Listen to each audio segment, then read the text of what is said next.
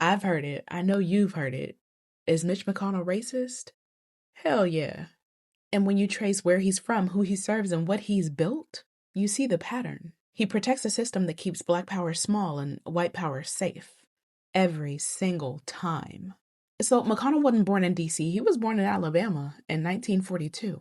Raised for a while in Athens, Alabama, but he came of age in Louisville, Kentucky, a city that went through vicious fights over school desegregation and busing in the 70s. He graduated the University of Louisville and then the UK College of Law.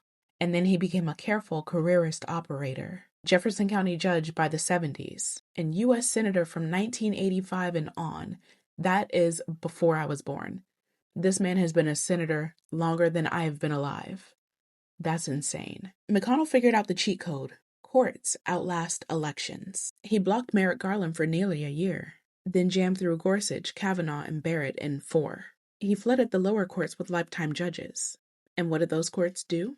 Gutted voter protections piece by piece. Killed affirmative action in college admissions. Greenlit voter ID purges and map games that primarily hit the Black, Latino, and Native communities. He didn't have to say stop Black power, he just built the bench that would.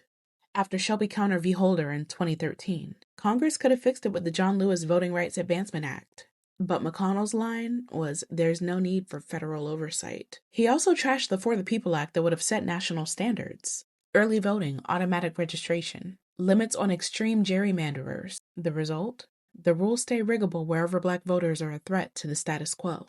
He's the Senate whisperer for corporate donors, dark money networks, and the modern conservative legal project. He championed Citizens United-style deregulation of money and politics. More donor power, less public power. He opposed the $15 minimum wage, fought broad student debt relief, tried to repeal the ACA, policies that would have narrowed the racial health and wealth gaps, keep labor cheap, keep money loud, keep turnout low, and the power stays predictable. Now, when race comes up, he reaches for erasers. On reparations in 2019, this fool said no one alive today was responsible. On voting disparity in 2022, he said African American voters are voting in just as high a percentage as American voters. Now, then he walked it back. The move is always the same. I'm not in his head, but the patterns tell the truth. Coalition, business donors, and cultural conservatives who benefit when Black turnout is harder and worker power is weaker. Strategy, courts and procedure, not slurs and shouting. The outcomes of his choices consistently entrench racial hierarchy. That's not an accident, that is architecture. Mitch McConnell is a living example of how racism survives without ever having to raise its voice. You won't hear the word, but you'll feel the consequences.